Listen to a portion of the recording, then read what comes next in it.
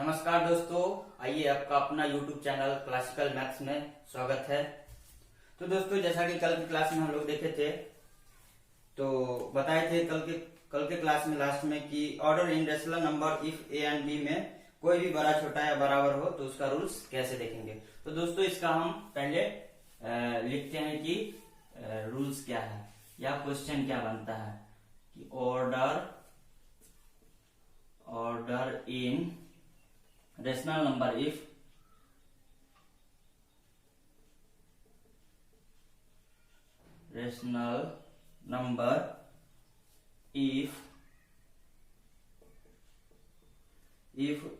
मतलब ए और बी में हम ये देखना चाहते हैं कि कोई भी बराबर या छोटा कोई भी बराबर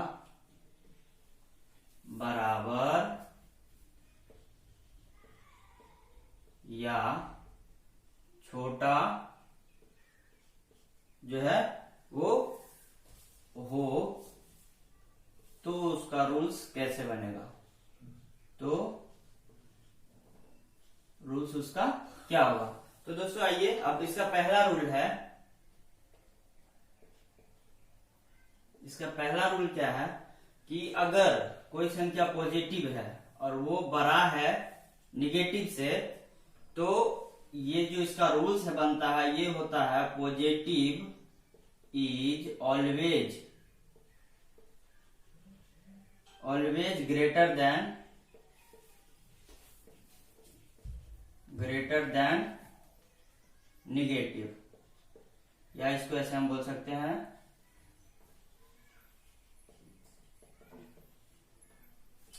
दोस्तों, इसको हिंदी में एक बार समझ लेते हैं कि अगर कोई भी धनात्मक संख्या है और वो अगर ऋणात्मक संख्या से बड़ा है तो हमेशा जो है वो धनात्मक संख्या बड़ा ही होगा। तो चलिए दोस्तों, इस पर एक एग्जाम्पल हम लोग देखते हैं। इस पर हम एक एग्जाम्पल देखते हैं। कैसे एग्जाम्पल देखते हैं, तो यहाँ देखते हैं कि यहाँ +5 है, ठीक है दोस्तों, और यहाँ जो है +5 है और दूसरा संख्या है कि -9। तो दोस्तों हम अब आप लोग इसमें बताइए कि +5 और -9 में बड़ा कौन है। तो देखने के लिए अगर हम प्लस माइनस अभी चिन्ह का बात नहीं करें तो देखने के लिए हमें मिलता है कि 9 बड़ा है और 5 छोटा है। लेकिन अगर रूल्स के हिसाब से दोस्तों हम चलते हैं और चिन्ह को लेकर चलते हैं साथ में, तो हमें यहाँ देखने को मिलता है कि प्लस जो है वो पॉजिटिव में है यानी धनात्मक है, तो ये बड़ा होगा किससे, -9 से, यानी कि -9 जो है वो ऋण में है, कर्जा में है, बड़ा है भले ही लेकिन वो माइनस में है, तो बड़ा यही ये होगा, मतलब +5 ही बड़ा होगा। तो इसको रूल्स के हिसाब से जो लिखेंगे वो इस तरह शो ऑफ करेंगे। कैसे शो ऑफ करेंगे दोस्तों, तो +5 इज ग्रेटर देन 9।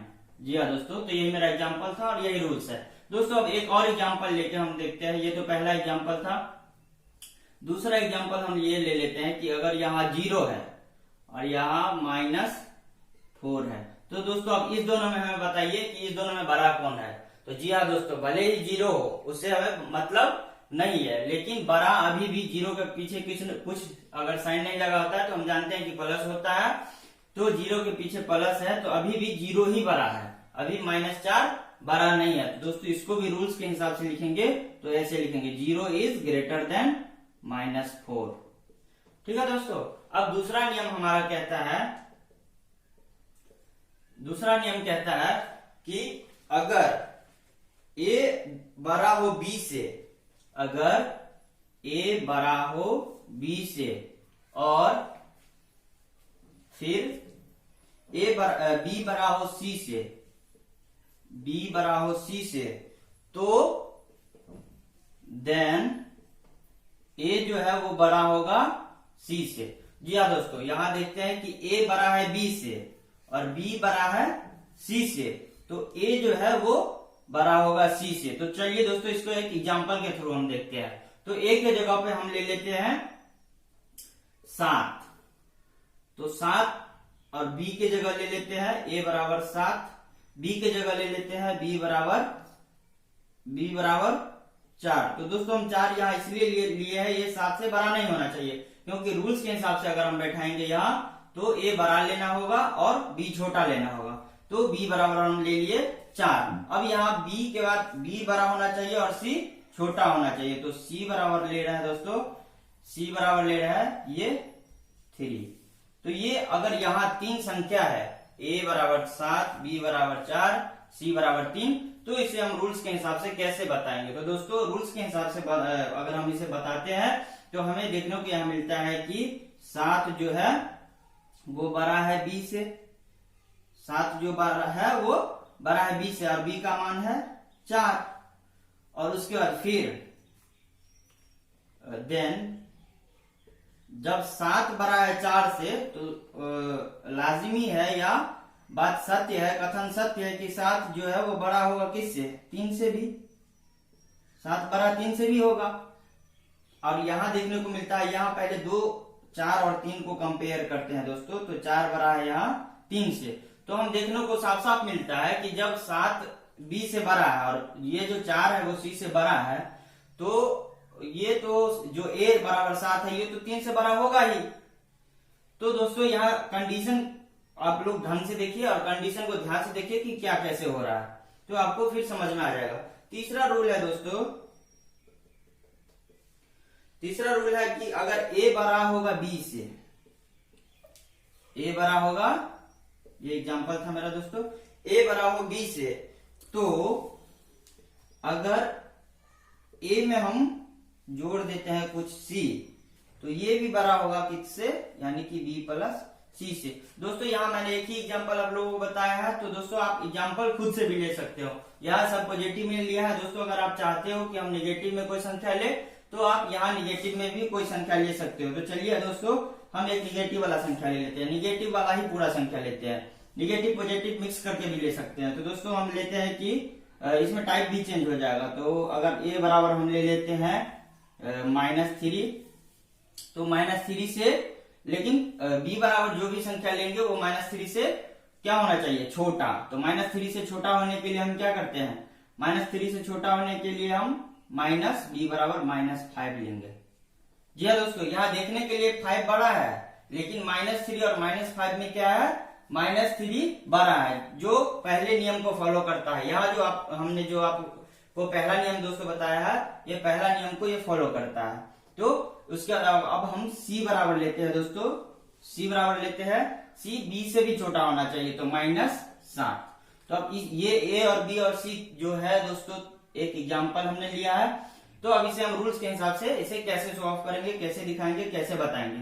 तो यहाँ -3 जो है वो बड़ा है 5 से, -5 से, -3 बड़ा है -5 से, और फिर -5 जो है वो बड़ा है -7 से।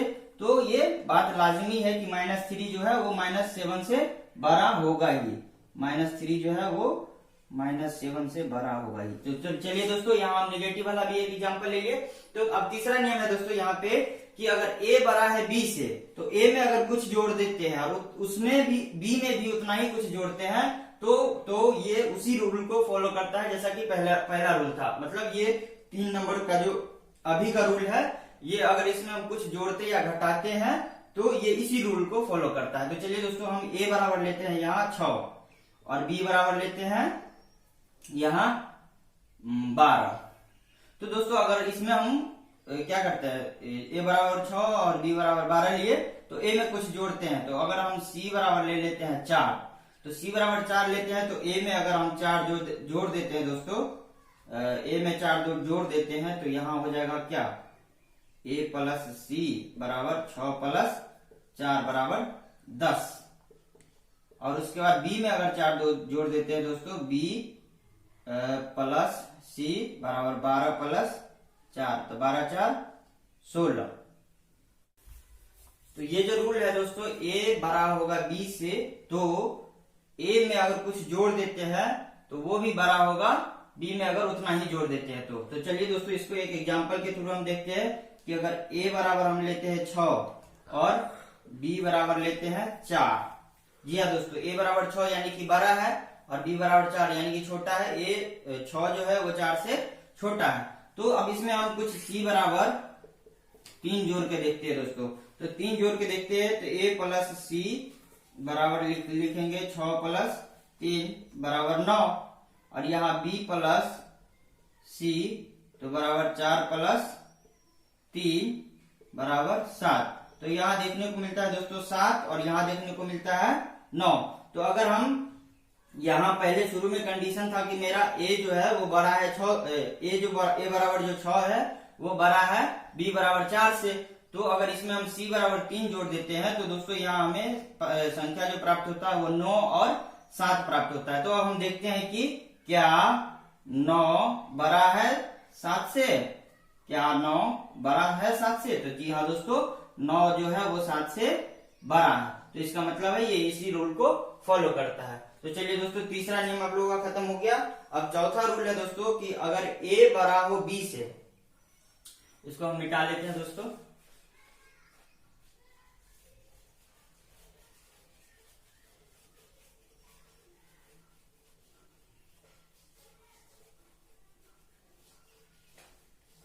आप लोग जो उतारना चाहते हो उतार सकते हो। चलिए दोस्तों, तो चौथा नियम है, तीसरा नियम हम बता दिए। अब चौथा नियम है, इसमें टोटल अभी दोस्तों 8 ही नियम है। तो चौथा नियम हम बताने जा रहे हैं कि अगर a बड़ा है b से, a बड़ा है b से, तो अगर हम a में कुछ गुना कर देते हैं, यानी कि a को c से गुना कर देते हैं, तो भी ये बड़ा होगा b से।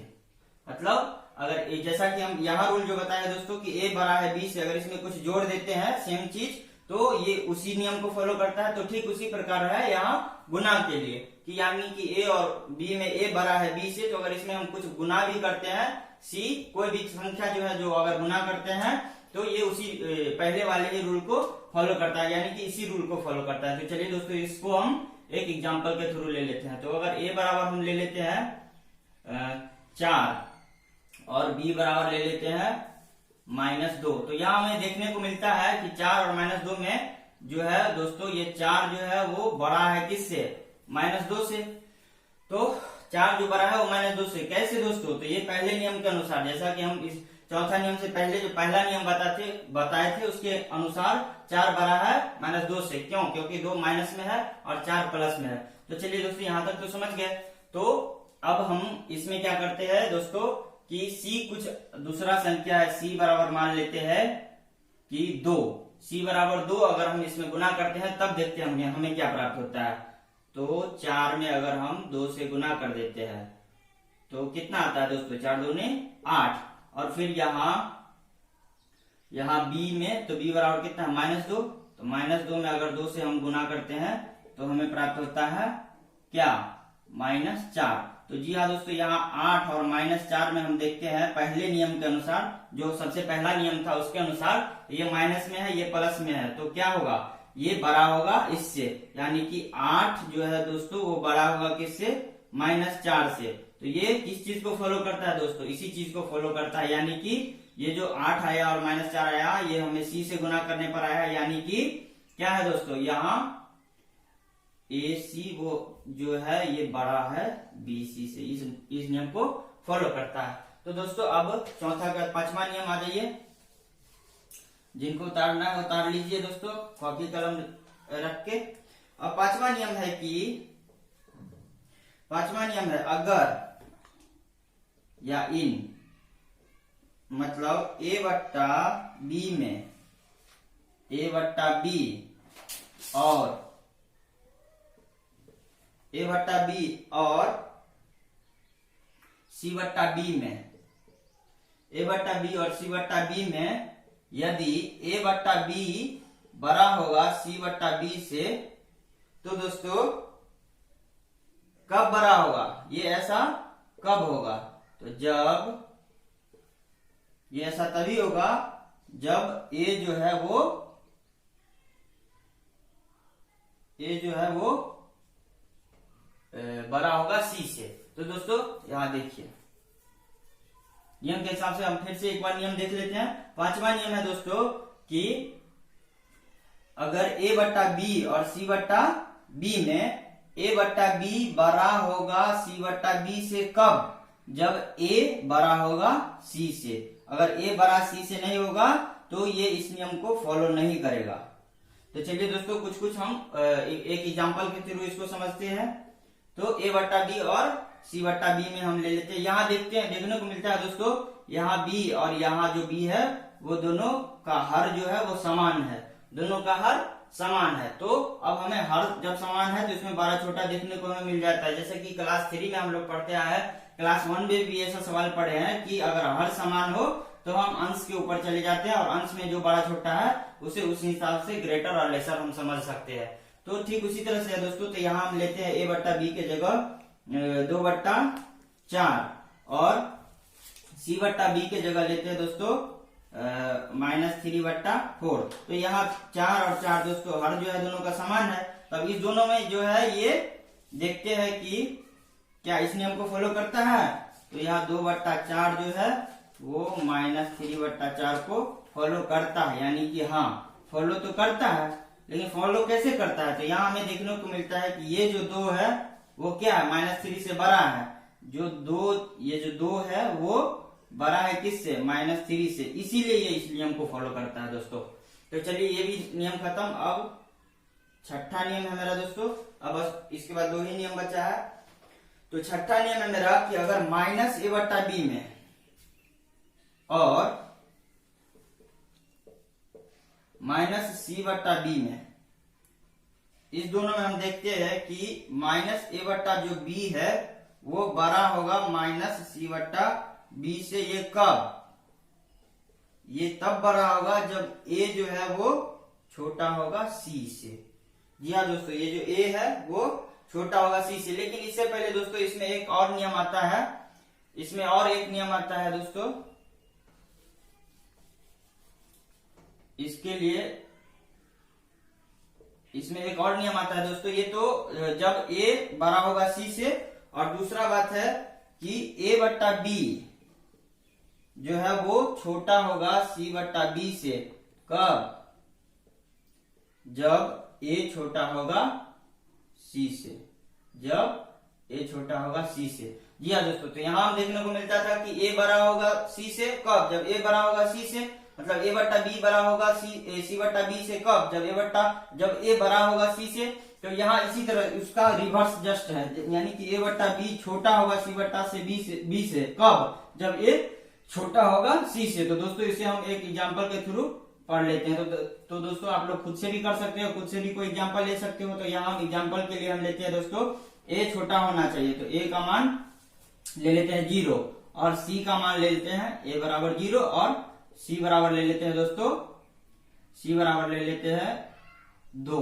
तो यहाँ a छोटा है और c बड़ा है, तो ये इसी नियम को फॉलो करेगा। यानी कि b का मान तो हम यहाँ a 0/3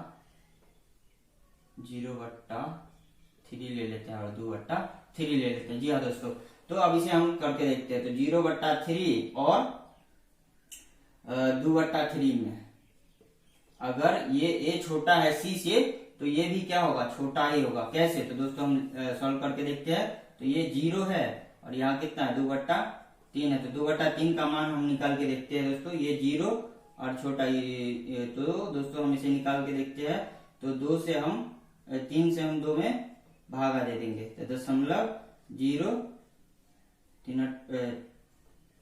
3 छक 18, यानी कि 0.6। तो दोस्तों हमें यहाँ देखने को मिलता है कि 0 जो है वो छोटा है 0.6 से।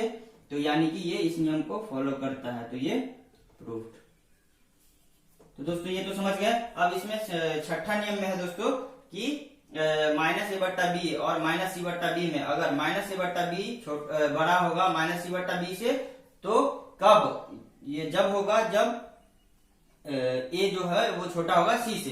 तो इसे हम एक एग्जांपल के थ्रू देख लेते हैं दोस्तों। एग्जांपल के लिए हम ले लेते हैं -a/b के जगह -2/3 और -c/b के जगह ले लेते हैं दोस्तों -c/b के जगह ले लेते हैं दोस्तों -4/3। तो यहाँ दोनों का हर समान है, इसलिए यहाँ दोनों का हर समान है। तो ये -a/b के जगह ये ले लिए दोस्तों और तो यहाँ तो हर समान है दोस्तों। अब हमें पॉइंट आउट करना होगा या ध्यान देना होगा -2 और -4 के बीच। तो -2 और 4 के बीच यहाँ देखिए दोस्तों, आप लोगों को थोड़ा सा कंफ्यूजन आ रहा होगा कि यहाँ -2 और -4 में तो ये छोटा है, ये छोटा है, लेकिन यहाँ हमको तो ये बड़ा कर दिया है। तो दोस्तों जैसा कि ये इसलिए आपको कंफ्यूजन आ रहा है दोस्तों कि हम पहला नियम में आप लोगों को बताए थे कि अगर 3 और -9 में कौन बड़ा है कौन छोटा है। तो आप लोगों ने सीखा है दोस्तों कि 3 और -9 में 3 बड़ा है। क्यों? क्योंकि लेकिन यहाँ देख 3 और 9 के टर्म में 9 बड़ा है, लेकिन अगर ये चिन्ह के टर्म में हम जाते हैं, चिन्ह को लेकर जाते हैं, तो अगर इसमें माइनस लग जाता है तो 9 छोटा हो जाता है 3 से। लेकिन इसका जस्ट अपोजिट यहाँ आ रहा है दोस्तों।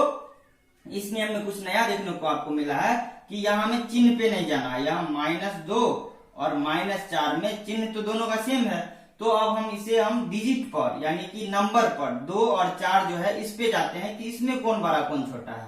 तो 2 और 4 में यहाँ 2 और इसमें चिन्ह पर ध्यान नहीं देंगे दोस्तों, इसमें हम डिजिट पर ध्यान देंगे। तो 2 और 4 में हम देखते हैं कि 4 बड़ा है, तो 4 बड़ा है दोस्तों और 2 छोटा है, यानी कि -2 इज लेसर देन -4। यहाँ माइनस को हटा देते हैं दोस्तों, तो 2 इज लेसर देन 4। तो इसीलिए ये इस रूल्स को फॉलो करेगा। कब? जब क्या है, जब a जो है वो छोटा होगा c से, यानी कि a का मान हम कितना लिए है दोस्तों, a का मान हम लिए है -2 और c का मान लिए है कितना, -4। तो यहाँ दोस्तों एक और कंडीशन हम लगा सकते हैं कि ये जो है वो चिन्ह के टर्म में नहीं, ये डिजिट के टर्म में होगा। टर्म इन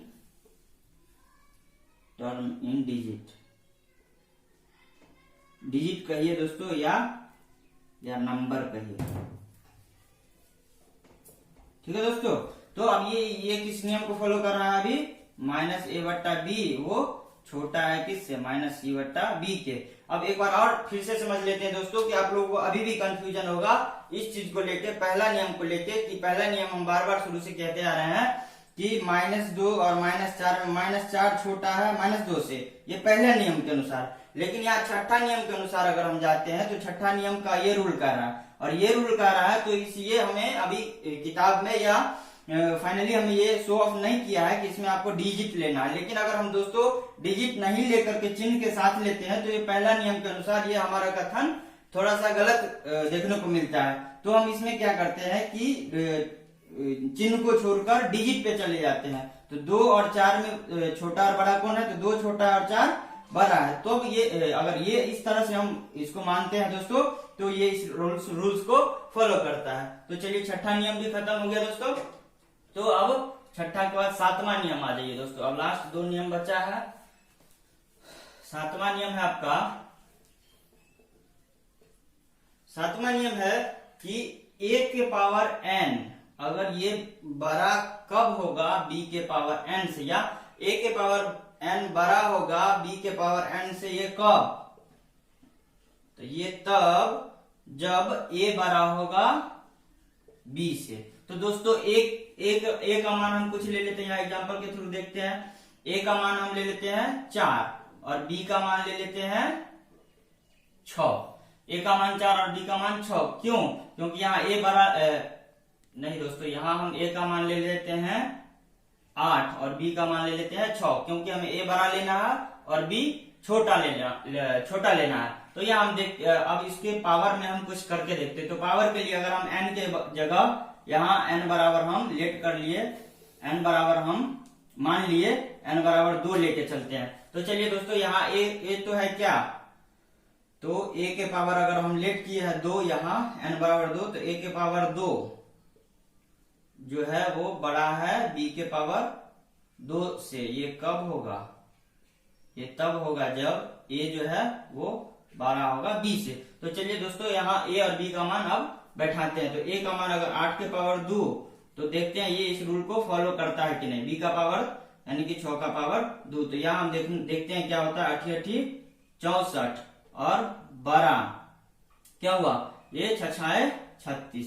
तो जी हाँ दोस्तों, यहाँ हमें देखने को मिलता है कि 64 जो है वो 36 से बड़ा है। तो यानी कि ये इस नियम को फॉलो कर रहा है, यानी कि ये प्रूव हो गया कि अगर इसमें हम क्या करते हैं, अगर a के पावर n और b के पावर n में अगर हम क्या करते हैं, a बड़ा है b से और इसके पावर अगर कितना भी पावर से अगर गुना करते हैं या पावर उसके ऊपर पावर लगाते हैं, कब, जब ये कंडीशन को फॉलो करता रहे यानी कि a बड़ा रहे b से, तो ये इस तरीके के जो नियम्स हैं वो इस नियम को फॉलो करते हैं दोस्तों। तो चलिए सातवां नियम भी मेरा खत्म हो गया।